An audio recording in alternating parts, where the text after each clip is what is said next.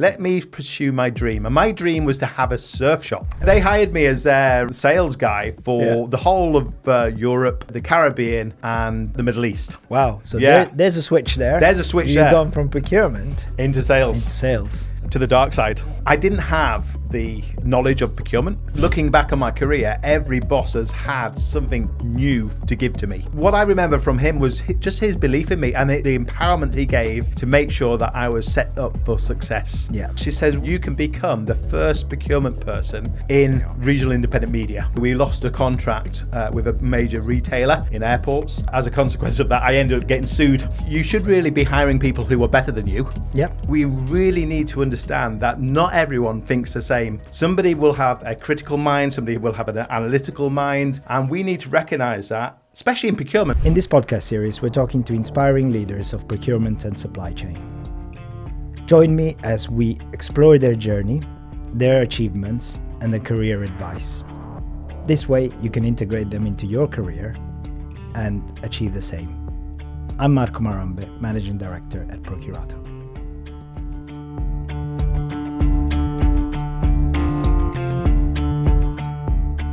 Hi, today we're here with Andrew, who's a CPO at the British Council. Hi, Andrew. Hi, nice to see you. Nice to see you. Great to have you here in the studio with us. Thank you.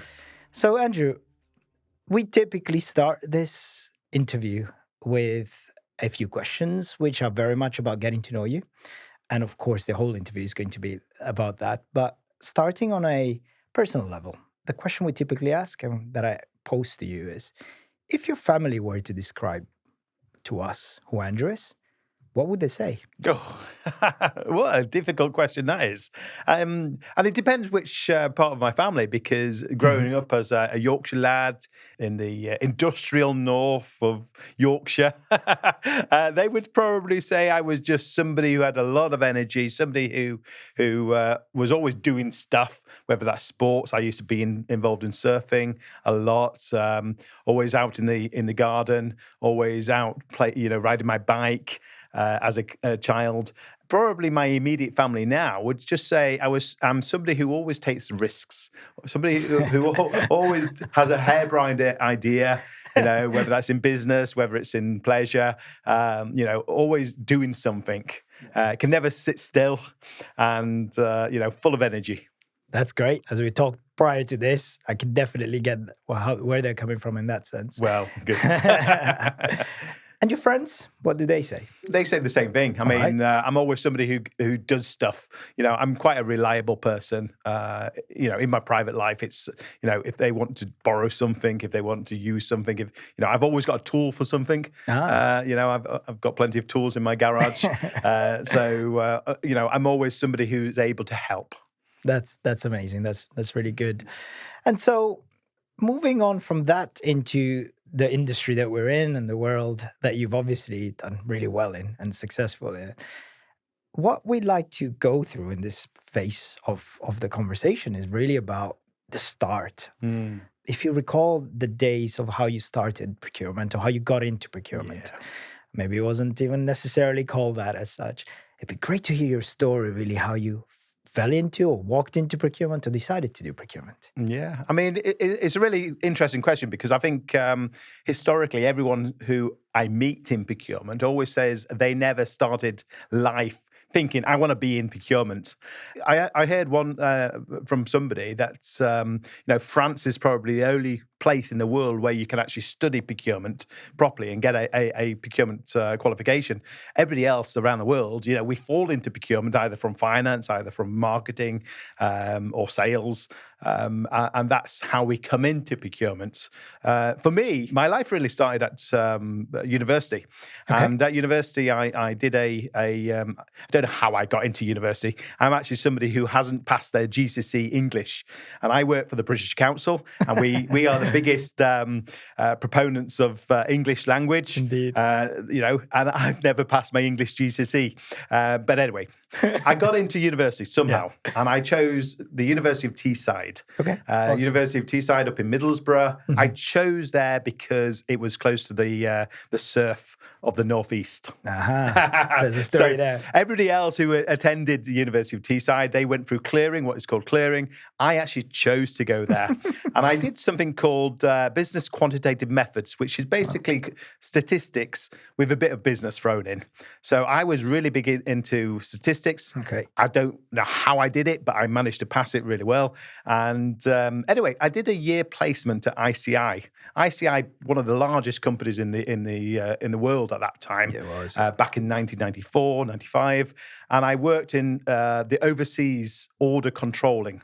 So basically, they would send big containers of chemicals and they would ship them to different parts of the world. And I would have to make sure that the letters of credit, in those days, letters of credit were raised, and you had to have, if something was misspelt, you had to spell it just like that, just to make sure it goes through the clearing of the imports, customs around the world. So I did that for a year, and as a consequence of that, I went into a company called Ellis and Everard after leaving university. I hated the job. I really hated the job. It was basically reselling chemicals from big industrial, manufacturers like Albright and Wilson and Ron Plonk and ICI. Yeah. So I hated that job so much. I thought, let's pursue a dream. Let me pursue my dream. And my dream was to have a surf shop. Oh, wow. Now you'll fall on your chair and think, why a surf shop? And a surf shop in Leeds, of all places. There's no surf in Leeds, but it's a big university town. So there's a lot of people there. Yeah. So I chose Leeds and I said, let's build a surf shop in Leeds. And what I did, I closed the shop on a Monday.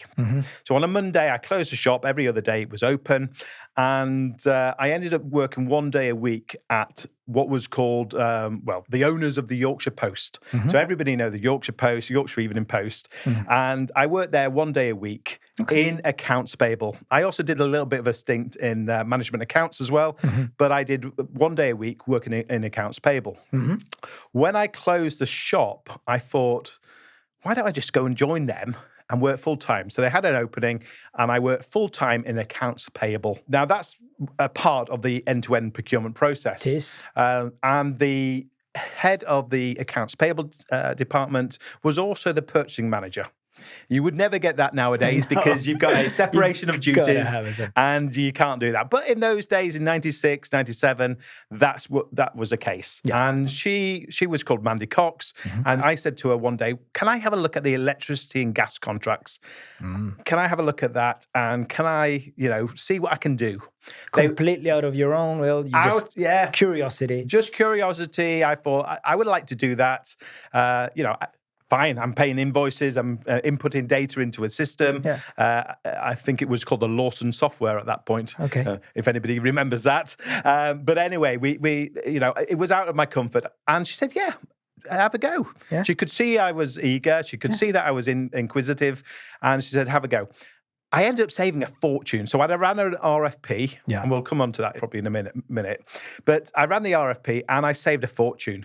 They were paying all wholesale gas prices and electricity gas prices. I put them under a contract for 3 years and I was able to demonstrate a really good saving. After that, she says, why don't you, do your studies in CIPS, foundation stage as it was then, and we'll help you and support you, and you can become the first procurement person in Regional Independent Media, which was the group that owned the Yorkshire Post. Yeah, so that's how I got into procurement. Wow. So, I mean, whether you can call that falling into it or pursuing it, I don't know.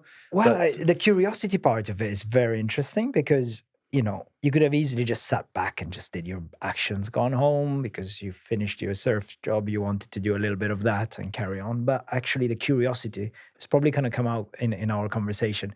That's probably what's driven it. What was interesting, you also mentioned RFPs, of course. And did you call it RFP necessarily, or was it just tender? Yeah. You called it tender at that point in time? I didn't have the lingo. That's my question, exactly. Because you probably just did it. but you didn't have the lingo necessarily, and maybe your boss back then didn't use the lingo. But it's quite interesting that you had the mentality of saying, well, you know what, I'm going to go out to market, see what other activities out there are, and what are the options, what are my options. So, and you took it from that. You went, you got an opportunity, you learned a little bit more, and then what? They said, now you can be our first procurement person? Yeah. And how did it progress from there? Well, I mean, simply, I said, can I do this more? She wanted me to do more of it. I ended up doing a mobile phone contract. I ended up also looking at the production peripherals that were used in newspaper production.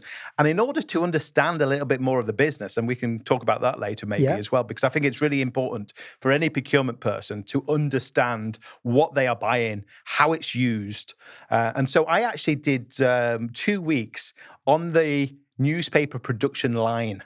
Now, that is where the big rollers are rolling the big, it's full of ink. It's got the big plates that were metal plates producing the newspaper. And I actually worked for 2 weeks. I've got pictures, I still have them, of me working in production, in newspaper production. Wow. And so the intention there was to work out how are people using, things like PPE, their gloves.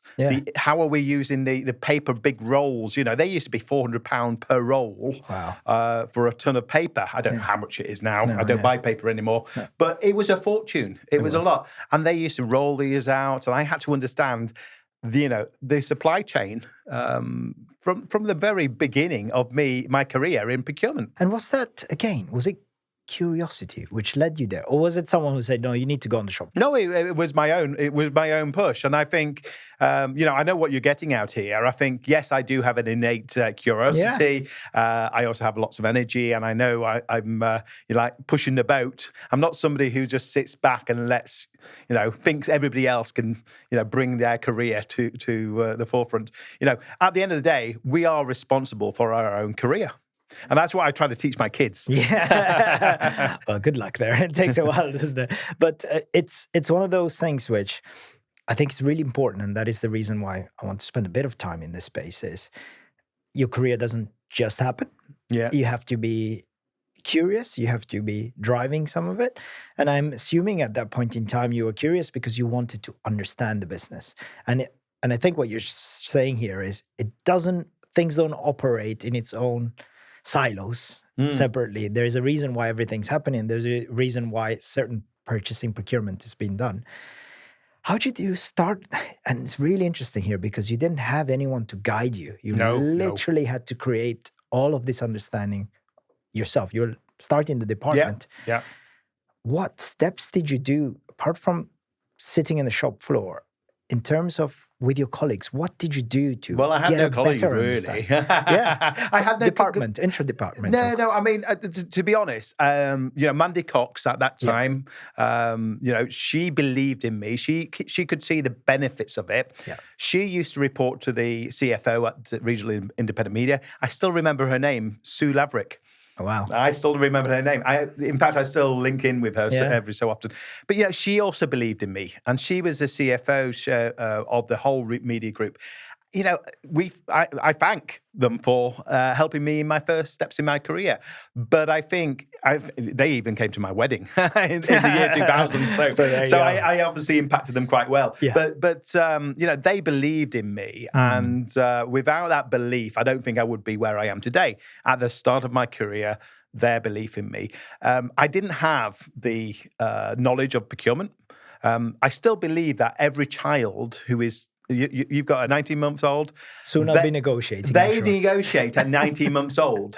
A child will say, can I have my pudding? And you will say, no, you can't until you've eaten your greens. Yeah. And that's negotiation. Negotiation starts. It's basically an innate, thing within ourselves, within human beings, is the ability to negotiate. Yeah. What procurement people do is take that from, just innate feeling to actually become a career.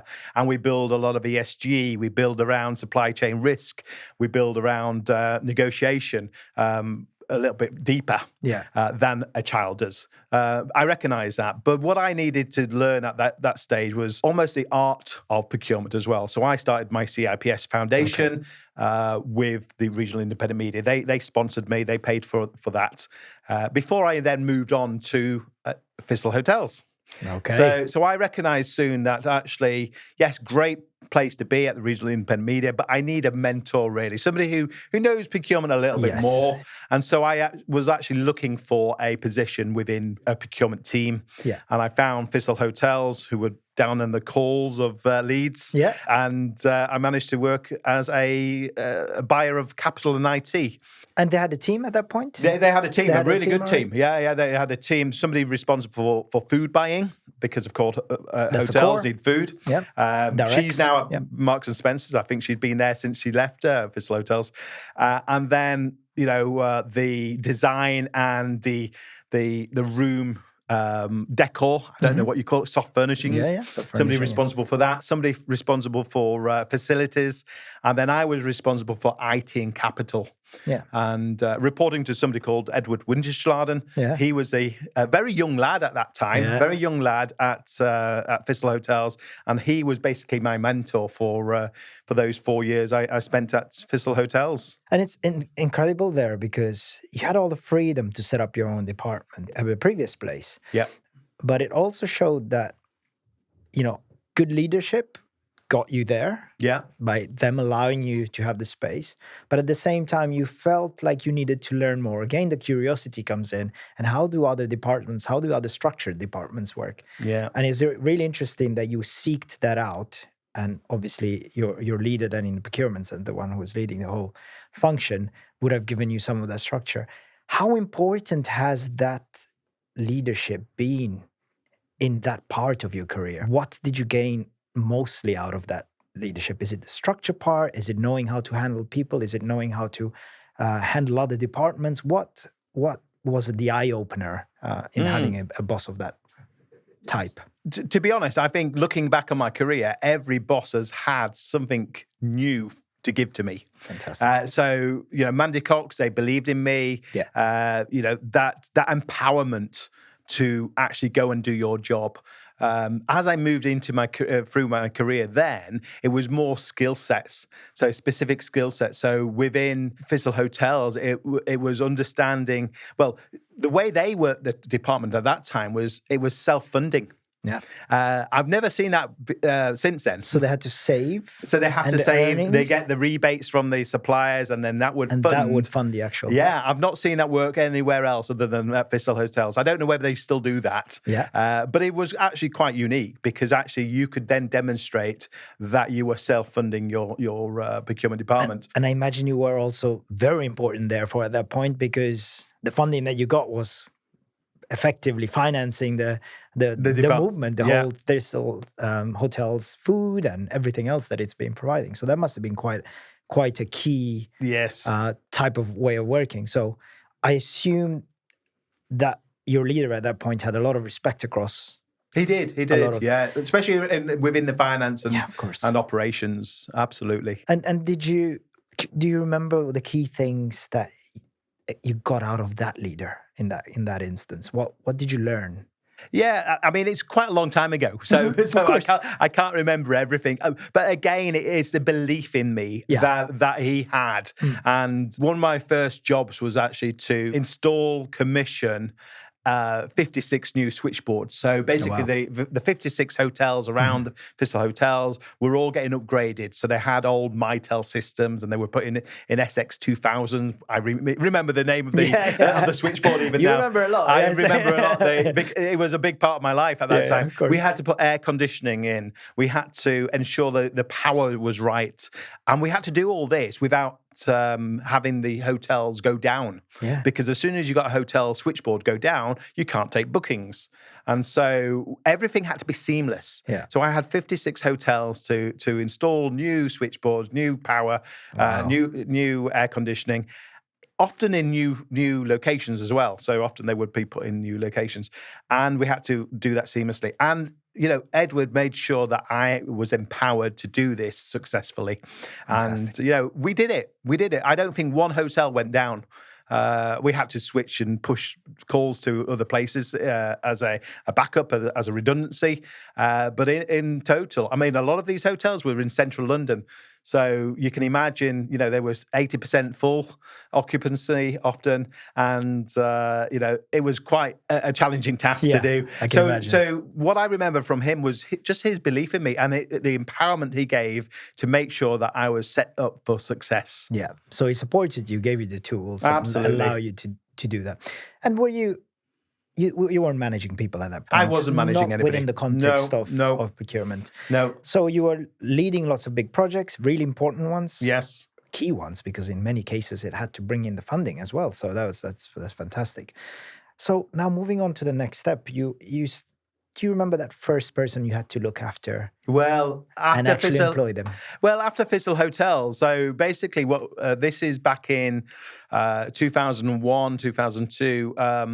There was basically a fundamental change in the telecoms market at that time. So the US telecoms deregulation started in around 2000. And so I don't know who would remember the back of the USA Today. Oh, yeah. There used to be an 0800 number on the back of every single USA Today. And basically, that was as a result of deregulation of the US telecoms market. And it was previously quite closed, but now other companies could come in and do direct calling into the US. And as a result of that, you had a lot of 0800 numbers for US travelers, Canadian travelers, traveling in the UK and Europe and around the world who wanted to call back home. Right. And so a company in the US came up and started to contact all my hotels, all the hotels at Thistle, and they would be sending faxes saying, if you want to call the US, please ring this 0800 number. So I called them and said, stop doing that. You can't do that unless we do a commercial deal. And so we did a deal. And as a result of that, they offered me a job. They saw, Andy, he's quite good. He's quite good. And so they hired me as their sales guy for the whole of Europe, the Caribbean, and the Middle East. Wow. So there's a switch there. There's a switch You've there. You've gone from procurement into sales. To the dark side. Tell us a bit about that. Well, it was great. I mean, basically for 10 years, I built up a business for them. So I was not a direct employee. I was a self-employed person, which is important for later. And I would have to do all my own taxes and things like that, hire my own people, pay my own people, have my own premises. And so actually the first premises we had was at an old Thistle hotel that was actually closing down. And I had two rooms just off High Street, Kensington. for like £30 a week. It was amazing. That's incredible. It was really good. Plus using all your connections, your previous place Plus you we worked. had a bar at the bottom. It always makes it easier for the employees. So as a result of that, I had people around the world who were working in sales for me for the first time. So now I'm not only managing people, but I'm also managing people across the globe. Wow. So that was quite a big change. So how was that experience? Because apart from, I know you went into sales, and I know this is about procurement, but really this is about managing your career, getting to the next level. How was that? You had an extra challenge. I know you had that experience already of running your own business. So you're effectively redoing the surf shop. Yeah. The surf shop. So you were coming back into it, but this time with employees and all of that. But how was that experience? Less about the running your own business, because I know how complicated that can be, but more about the actual getting people involved, showing them a level of leadership to do things that you believed in at that point. Because getting into that space of managing quite professional people must have been an experience in itself. And do you remember that time, the thoughts, what you did, and how you approached it? Yeah, to be honest, probably I approached it quite wrong. To be honest, let's be honest here. When you first start managing people, you don't have the skills. You have to learn as you go along. Of course. And also, not only people, if people are based around the world, that means they're from different cultures, they're from different backgrounds. I had one person I remember based in Dubai who was an American. Okay. in Dubai, working for me in the Middle East. And, he was very professional. He came from a very strong background, blue collar working.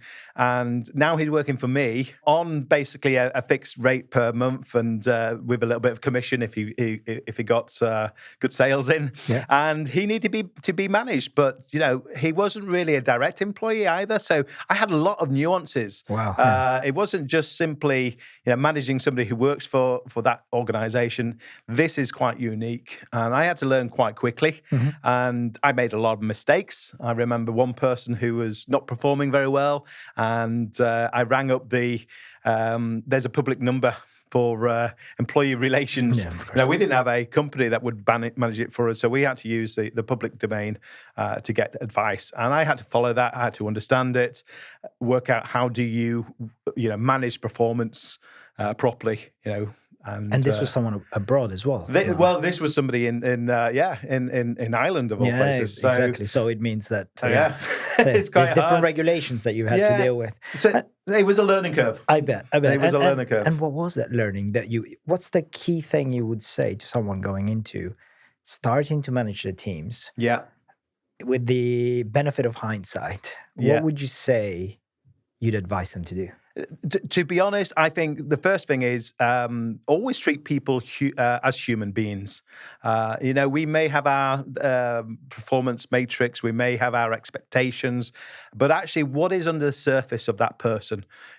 Are they dealing with something personally that is affecting their work? And having that human touch to managing people, I think has been really important. And I don't think I learned that at the beginning. It's taken years to do that. Of course. And I think now I'm more conscious that actually, number one, you should really be hiring people who are better than you. Yep.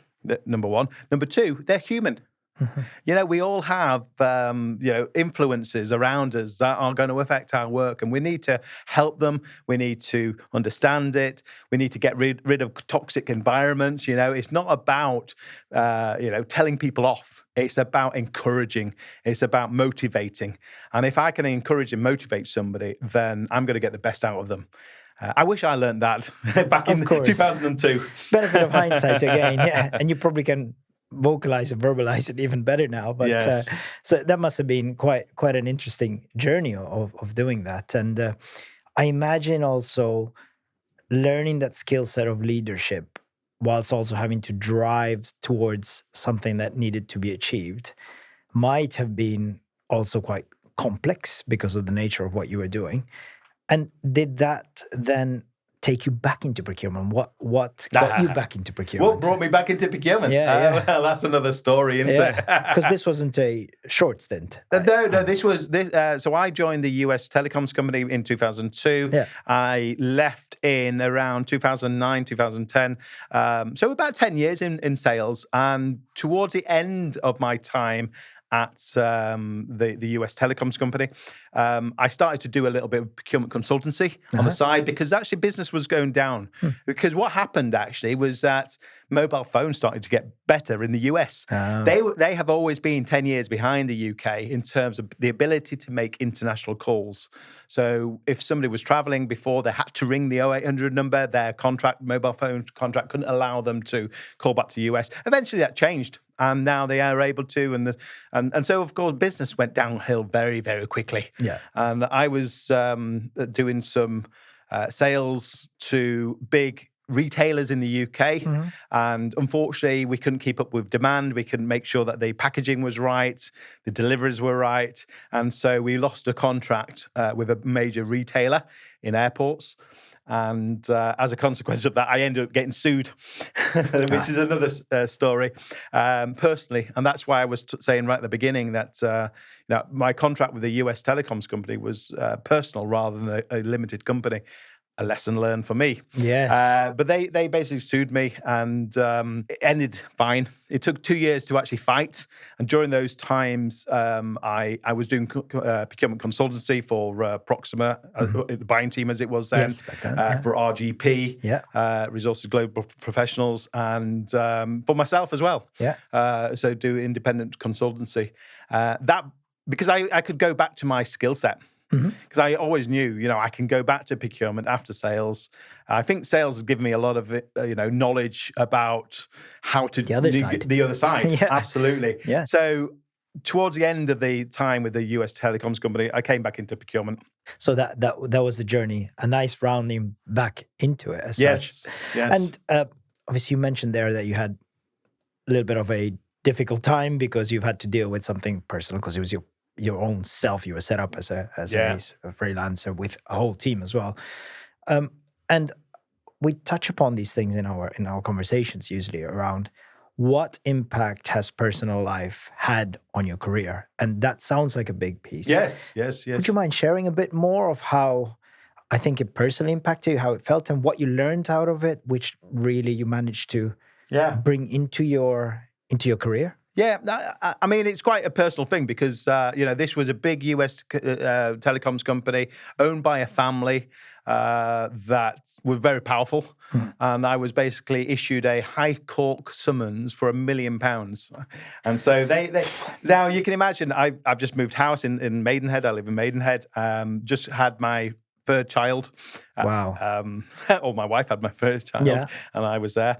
And we were hit with £1 million lawsuit. I can talk about it now because number one, I'm friends with the owners again.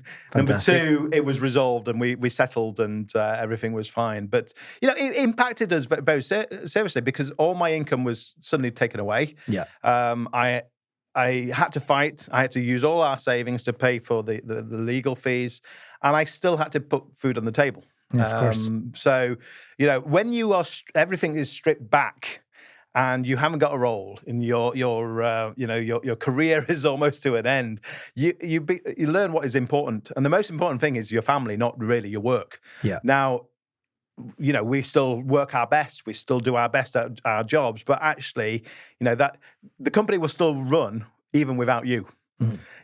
If I leave the British Council is still going to be running without me being there. Mm-hmm. Hopefully, I'm adding value. Hopefully, I'm doing stuff. But I think that's a really important thing. We're all dispensable. We're all, our jobs are just jobs. We want to do the best, but actually, we still have to run our families. We have to still have our personal life. So it affected me in terms of putting things in perspective. What's important? What is really important in your career? I mean, other personal things that have happened to me is we've got 2 children with neurodiversity. Okay. So neurodiversity, I've never been assessed for neurodiversity, but I presume I've got it. But also, that is the other thing that has really impacted me within my career, because now I know that actually we don't all think alike. I've said before that actually, when you are managing people, you need to believe they're human. Yeah. Not only are they human, they also may be thinking differently. Mm-hmm. We all 20% of the world's population has neurodiversity. Oh wow, I didn't know that. That is a huge number. So 1 in 5 people have some form of neurodiversity, neurodivergent traits. Mm-hmm. And I think we really need to understand that not everyone thinks the same. Somebody will have a critical mind, somebody will have an analytical mind, and we need to recognize that, especially in procurement, because that's where it's really helpful to understand thinking differently actually can create better outcomes. Yeah.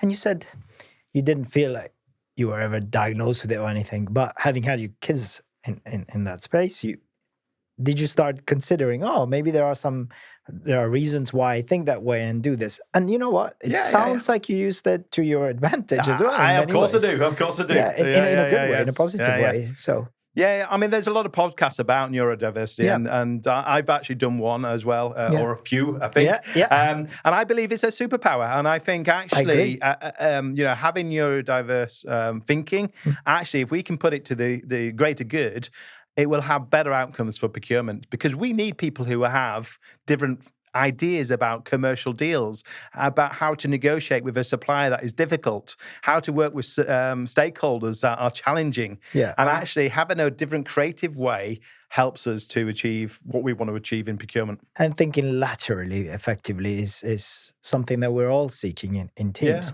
So let's talk a little bit about these teams, and irrespective of where you were in that career, how do you set up a team which is successful team? And I think you've mentioned a couple of things about bringing people who are better than you. So if you were to advise someone who says, Andrew, I need to set up a team, I'm starting from scratch, there is a bit of a function, but I need to set up a new team. What would you advise? What are the things that you would advise someone to set up a good, strong team around them? Yeah, to be honest, the first thing I would do is not get rid of anybody that's already in the team, because I actually believe that we can improve, we can change what we already have. So let me say, we've got a pie, and now we want to actually put better ingredients on top of it. So actually helping your team to get to a point where, you want them to be, their capabilities, their skill sets. So one of the first things I did at the British Council when I joined was I did the capabilities assessment that I think the procurement leaders can do. So they run something called the capabilities assessment. I did that within the first month of me arriving at the British Council, and we scored terribly, really, really bad. So they have a little spider diagram that basically shows where you are against the your peers, so within the public sector, and also what is best in class. The benchmark. And we were terrible. Well, we scored like 30% under all the benchmarks in every category. Right. But I did it again a year later. Right. And we had improved. Same team. Exactly the same team. Yeah. Exactly the same team. What had we done in that year? Yes, that's okay. So the first thing I did was bring in CIPS Digital Academy. So I gave the training capabilities to all my team. I gave them access to CIPS Digital Academy. I said, we need to start, skilling up. Number one. Number two, start modeling how you want your team to behave. So, in the public sector, I don't know whether it's the same in every public sector, but we're very compliance driven. Of course. Is the RFP in accordance with the Procurement Act? Yeah. Do we follow it? Yes or no? That's really where our teams are focused on. They're not focused on negotiation. They're not focused on commercial, nous. Yeah, of course. They're not negotiating with suppliers and not looking at the project plan. They are only focused on, are we following the Public Procurement Act? Yeah. We need to move away from that. Yep. And that's what I wanted my team. I wanted them to move away from just being compliant to actually adding value in the procurement process. Yeah. And, throughout my first year, I started to set the bar.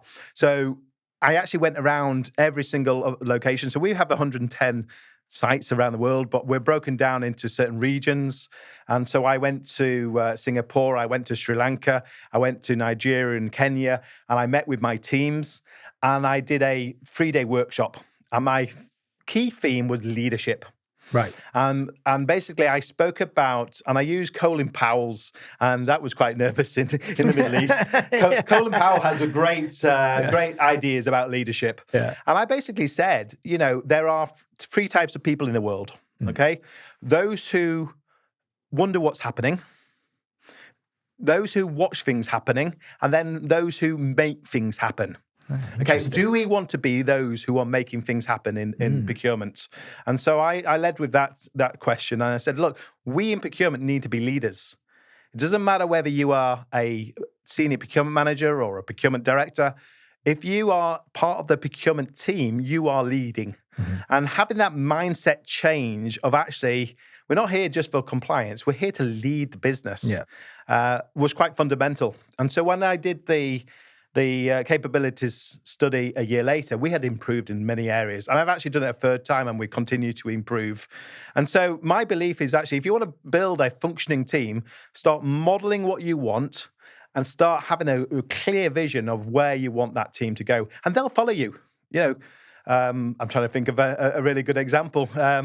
It's leadership, really. It is leadership. And I was thinking of is it Jacob in the Bible, which I know it's probably difficult to say, but he went to battle with 300 soldiers, and he had 3,000 soldiers, and he still had 300 at the end, and still went into battle and won the war. And I think it doesn't matter who we have, we can improve them if we start changing their mindsets. Yeah, and so essentially, you would advise anyone really get to them at mindset level first. Yes. Then you can start talking about tools, adding bits to help you, training to become better. But it's a switch in mindset. It is. That's the first thing It to is. turn that team around. And you didn't even change the team. You just had what you had. Yeah. And you gave everyone the ability to perform at their best by changing the mindset and then giving them the tools. We're not there yet, but we are still on that journey. Of course. Yeah, absolutely. And that's quite interesting also, because you started mentioning now, one thing is leading a few people, then you start leading bigger teams. Yeah. I know you had the experience by then of leading people across in different countries. But when you start leading, how many people have you got now? Well, we've got 86 now in the team. We had 110. So that's a large it's a team, big team, right? It's a big team to start managing. Yeah. What are the main challenges? So now let's move to that CPO kind of area of experience and expertise. What are the main challenges that someone who's, say I'm here, say, Andrew, I'm about to become a CPO, right? Yeah. I'm actually about to run a big department with a big team. What are going to be the key things to look out for, which are very likely to happen? Yes. And how should I deal with them, really? Well, that's a really good question, because I remember, so we've skipped a little bit of my career, but after the telecoms company, I ended up working for Affinion, which is a company that does banking, financial added services to the big banks. Yeah. And I was a head of procurement there, although I didn't really have a team. Okay. So I was head of procurement without a team. Great. Yeah. And then I went to Sky. Okay. And we'll come back to that, because I think your question is really important. And then I went to CETA, which is the airline industry, providing IT technology to the airlines and airports. I led a team, quite a small team, 4 or 5 people there. And then I came to the British Council. So when I jumped from CETA, head of procurement, to becoming the CPO at the British Council, I read loads of stuff. So I read McKinsey's, what do you do in the first 90 days of the CPO? Right. Yeah. I think IBM had something else. There's so much data out there about creating a 90-day plan. And I looked at it, I read it, I thought, right, I'm going to do that, I'm going to do that, I'm going to do that. Did you? Well, I did some of it. Because I think the most important thing is setting a vision. Right. And making sure that within your first week, you understand what your North Star is. What are you trying to achieve? And so yes, I had lots of meetings, and I think the most important thing is understand your business. So what is the business doing? I come across so many people in procurement, and they're working in a big company. They don't know what the products are they are selling. Yeah. Yeah.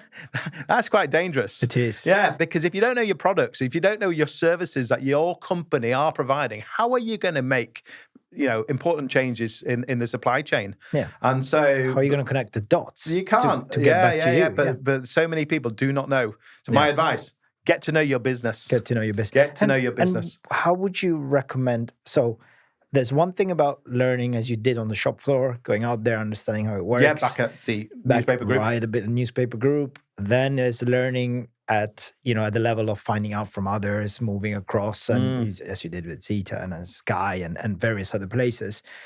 Then there is learning in other people's territories as such. You are the CPO. There must be a head of lots of other big departments within the business. How do you approach that? Because when you are at that level of seniority, there are certain areas and domains, and you're the person who has to be the lead in front of that domain. And sometimes that can cause tension between what they need, what you need, and all of that, right? Of course. And what you want. Yeah. So that's one of the key things that in my experience of having done some of these things myself and working with a number of senior leaders, that's one of the areas where typically the biggest attrition can happen, but you need each other as well, right? What's your recommendation of having someone who now goes into a CPO role and goes, right, who are the first few people that you would speak to, and what would you do, and how would you approach that in other departments so that you can, with your department, bring value to them? Well, to be honest, I think we're still doing that. Yeah. Because it's important to understand who the head of marketing is, who the CFO is. Often procurement will be reporting anyway to that. Yeah. But within the British Council, we've got two distinct areas of business. So we've got what we call English and exams, and we have cultural engagement, and they're very different businesses. So English and exams is very much commercial driven. We are selling exams, we are selling teaching, and cultural engagement is often using grant money from the FCDO or the EU or whatever the grant will come from, and we are developing a program that will bring cultures together. And often that's the tension there in cultural engagement, and it's not intentional. It's not. No, of course. It's not that they're trying to fight against procurement. It's just often the grant often says who they have to spend the money with and how much they're going to spend. So there's no real negotiation. There's no real commercial approach to that. And we need to influence that. And we're still doing that. We're still trying to influence that. We're trying to get the better value for money out of those programs. But often that is understanding, understanding where are they coming from, and trying to work out what are their drivers, what are their pressure points that we can add value in. Because actually, to be honest, procurement is not just about saving money. No. Nowadays, we've moved away from just saving money to actually adding value in the supply chain. So whether that is de-risking, looking at ESG agenda, looking at diverse suppliers, we can bring more than just savings. And I think, we're still on that journey because, we've got a big savings target this year. And, often that's at the forefront of our mind, but actually procurement can do so much more. And trying to explain that and communicate that to your business partners, that's really key. And I would add to that activating supply chains is one of the things that we actually do now, because if you want to develop with the business, you want the business to move into different places because things move very rapidly, especially these days. You should be part of that journey to activate new supply chains. Actually, it looks like, you're spending more. Actually, what we're doing is spending the right value towards the right service. So we're talking a little bit about the 90-day plan, right? So you had your 90-day plan and you've done it. At least you did your 90 days. Obviously now it's been a few years. So using benefit of hindsight, what was useful to do in the 90 days and what is a waste of time? Really? Well, it's a waste of time. I don't think anything is a waste of time. Okay. I think the key thing is, and I think I did it well, I think setting the vision, because actually the vision drives everything else. I mean, for me, the new CPO role that I got at the British Council was quite unique in terms of they were in the middle of transformation. So basically all the back office functions went out to tender just before I had arrived to identify an outsourced provider who could support the back office functions. So that is finance, technology team, HR, and procurement. So we were one of the 4 work streams within this outsource, and that had already started. And therefore, when I joined, they were about to appoint the outsourced supplier. So I was almost given, this is what's happening. You've got an outsourced provider here, and you're going to go through transformation. However, that vision hadn't been fully set, so I was able to actually adjust that vision. But then I looked at 3 distinct areas. So your processes. How can I make our processes, simpler, easy to understand? So I looked at the procurement policy. How can we simplify it? It ran over 23 pages. So not surprising that the business don't know how to follow a procurement process. So in fact, I was quite unique in terms of I developed a single page policy on a page. Oh, wow. So how to communicate your policy in a simple way. I also developed a animation that was 2 minutes long that somebody could watch and understand our procurement policy very quickly. Great. So our processes, how can we streamline our processes? Looking at our systems, we don't have everything we want. With this new outsourced provider, can we bring in systems that will support the end-to-end procurement process? And then our people, have we got the right number of people in our department? Now, when I joined, we didn't have coverage in the Americas, throughout Europe and the Western Europe. We didn't have people who were dedicated procurement people. So I was able to, throughout the last 2 years, look at how do we expand procurement into the region. So we have global coverage now. So they were the three things. So as part of my 90 days, it's really looking at where are we going, and then what do I need to fix to get there, and who do I need to take along the journey with me? And was that relating to the team, or was that relating to cross department? Well, it's cross department because you can't do much on your own. Of course. You soon learn you can't do anything on your own. No. Especially in public sector, because everybody needs to be consulted. You do a procurement policy update. Everyone needs to put in their 2 pence worth. Yeah. That's a key difference between the public sector and the private sector. Is in public sector they do the policies, the way we do stuff is brilliant, absolutely brilliant. The Public Procurement Act is fantastic, but it does mean that it slows things down a little bit, and you need to learn how do I work with that to make it work for me. Great. Great. Yeah, it's really important to bring people along, finance, marketing, HR. Yeah. And going back to your team, if you now look at your next challenges, looking forward now, looking at your next areas, what do you say to your teams to go, right, guys, girls, this is the thing that you need to focus on next? So what are the challenges at your level that you're looking to tackle in going forwards? And what do you see as the industry overall in procurement? What are the next steps that people really need to pay attention to? Yeah. I mean, it's a great question because, for me, it's making sure that we are focusing on the strategic procurement, allowing transactional procurement to be simpler, easier, for the business. Because one of the complaints you get is, oh, you guys are so slow. You slow things down. How can we speed up the simple transactional procurement so that the team can then focus on the strategic? And that's really what I'm focused on at the moment. So I talked about the outsource. So we use TCS.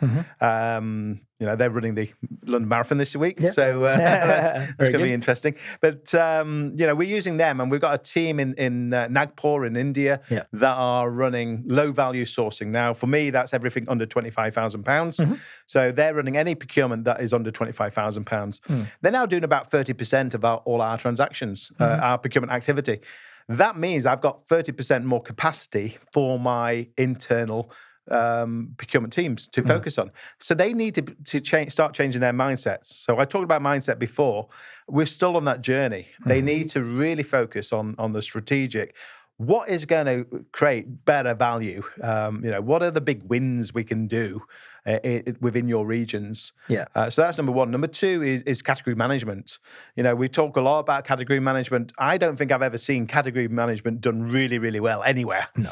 And so what does real good category management mean for me?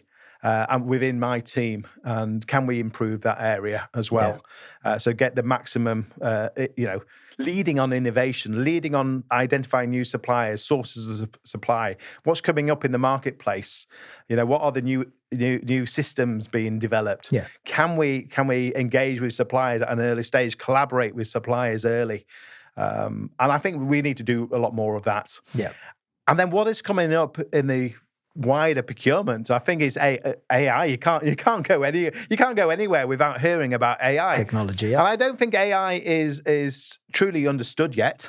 There's glimmers of it, AI and looking at automation within your low value sourcing. I think we can easily bring that in. But what are the true innovations in procurement when it comes to AI? I think that's really important. ESG, we've seen up and downs. The recent comments from Donald Trump hasn't really helped on ESG. But I don't think it's going away, and I think it's still very much important. With all the tariffs from the US and China fighting back, I think global supply chains and the risk to global supply chains is quite important. And identifying local, sources, I think will become more important going forward if you've got a global business. Yeah, and reassessing that sounds like the thing that will probably become the challenge that we're looking at right now. I want to go back into another bit of detail. You talked about outsourcing part of your your procurement functions skills under a certain spend. For someone looking at that now, going, right, I'm thinking about doing something of that nature. What are your learnings? What are the challenges? What are the things to make sure that you do properly if you decide to move part of your procurement team's activities elsewhere? Either it's transactional, or you want to move it somewhere else. What are some of the nice learnings that you had? Some of the difficult learnings that you've had, without necessarily talking about the specifics? But what are the general themes that you would advise anyone to look at? Yeah, I mean, that's a really good question. And I think, again, probably haven't done it perfectly. Yeah, haven't done it perfectly, absolutely. But, I mean, one of the key things is I in February of this year, I went to Nagpur and I sat with the low-value sourcing team from TCS for 4 days in Nagpur and trained them. Now, I'm not training them specifically about procurement. Hopefully they've got the right people there that can actually do procurement. But what I'm training them on is the culture of the British Council, right? The nuances that we have, because that's quite important to understand. So important. If you are going to be providing a service, because we're not the easiest customer. I mean, let's get real. We are not the easiest customer, and therefore they need to understand, what are we looking for? How are we going to be reacting to your procurement processes that you are bringing in? How are you going to be responding? So it's all the soft skills that I think was really important to train them on, because when we first implemented the low value sourcing, we saw 5-10% go through because the confidence wasn't there yet. So how do you increase that capacity? How do you optimize the use of that low value sourcing team? It's bringing that confidence to the business, making sure the business are confident that they can use it. You can bring in all sorts of programs, systems, but if you don't have the adoption, you're not going to get the results you're looking for. Yeah, and often it's related to confidence. It's that change management that you need to bring in. And so one of the key learnings for us is make sure you do your change management really well. Make sure you communicate really well. Make sure that low value sourcing team also feel part of the wider procurement team. So one of the things I did was, when I've joined the British Council, was we started something called the staff recognition. Because within the public sector, we don't get paid much. We don't get paid much. So you can't motivate people by money. But what you can do is motivate people by acknowledgement. Yeah. And so I brought in something called the staff recognition, 5 or 6 different categories. Everybody applies and or recommends somebody, and you apply for this award, which is basically a certificate. And every quarter we would give certificates out saying, well done for this project that you did, well done for engagement with your stakeholders, whatever it is, ESG. We've got a number of different categories. And then once a year, we would then pick one person and they would get a trophy. Oh, wow. A glass trophy. Nice. I buy that from Amazon. Yeah. And then print Don't on tell them that. CPO award 2024. Yeah. And I would physically give that to the person. And so that's made a huge difference, because people want acknowledgement. And so when we've got the low value sourcing from TCS, I brought them into that recognition scheme. So they feel part of our team. We make sure that they're part of our pipeline discussions. We make sure they're part of the savings planning. So bringing them and making them feel part of your team, I think, is really important. So if I summarize that, what you're saying is, and this is a really important message that you gave there, is make sure they understand the culture of the firm they're working with. Business firm, association, public sector function, whatever it is. Because that's something I would probably agree with very strongly, is you might say that you can do a procurement activity anywhere, but every place is different in terms of culture. And you need to understand. That's one. Communication with them, actually going out, communicating with them, spending time, which is not just processes, but actually understanding them, speaking with them. Yeah. And finally, it's making them feel part of the firm, wider extension. And it's really interesting there, because you said 3 things which are not to do with some technical skills or make sure this is the software and all of that, but is actually bringing them into the fold of the company and understanding. Absolutely. That's great. No, thank you. That's very powerful. And so as we're probably at the point where we could talk about closing statements. So if we look at your career as a whole, there's one question that I'd love to ask you is, if you could summarize what were the turning points, the key turning points in your career, because that's one thing that is clear of all the leaders I've interviewed to date, is there is a level of self-awareness and knowing what has been a turning point in their career.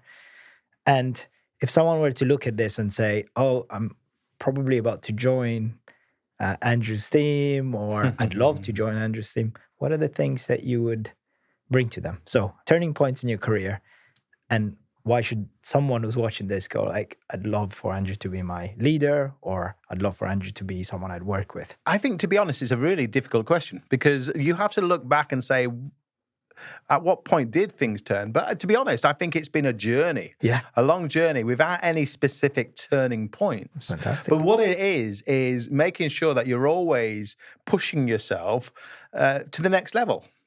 And Mahatma Gandhi said it really, really well. I mean, if you know this statement, then you recognize it quite quickly. He said, live as if you're going to die tomorrow and learn as if you're going to live forever.